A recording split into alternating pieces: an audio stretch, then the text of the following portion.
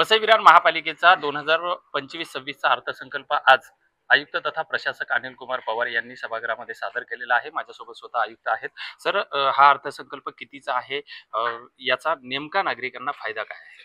वसई विरार महानगरपालिकेचा आर्थिक वर्ष 25-26 चा मूळ अंदाजपत्रक हे 3,926 कोटी एवढं असून 2,40,00,00,000 रुपयांचा शिल्लक अंदाजपत्रक आहे।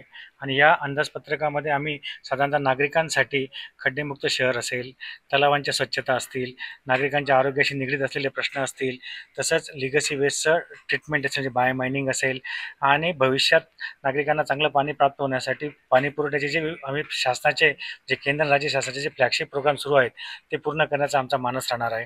त्याचप्रमाणे त्यातून निर्माण होणारे मलजल ट्रीट करून आणि ते खाडीमध्ये किंवा नदीमध्ये किंवा इतरत्र सोडण्याचा म्हणजे अनट्रीटेड वॉटर सोडता येणार नाही यासाठी उपाययोजना आम्ही करतो आहे। सर, नागरिकांना या अर्थसंकल्पामधून अशी ठोस अशी कोणती भूमिका असणार आहे की ज्याच्यावरती आपला भरीव निधी आहे आणि त्याचा थेट नागरिकांपर्यंत फायदा होणार आहे?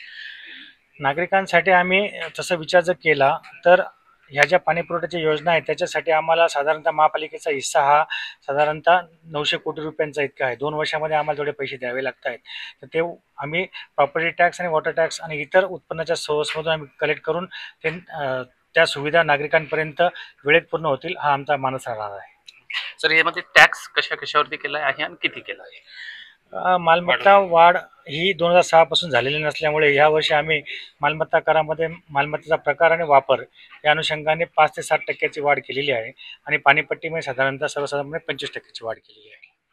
हे होते आयुक्त तथा प्रशासक अनिल कुमार पवार। या सगळ्या अर्थसंकल्पामध्ये मालमत्ता आणि पाणीपट्टी याच्यावरती करवाढ करण्यात आलेली आहे। मात्र शहरातल्या प्रत्येक नागरिकांचं जनजीवन हे सुरळीत व्हावं यावरती अधिक भर देण्यात आला आहे। विजय गायकवाड, TV9 मराठी, विरार।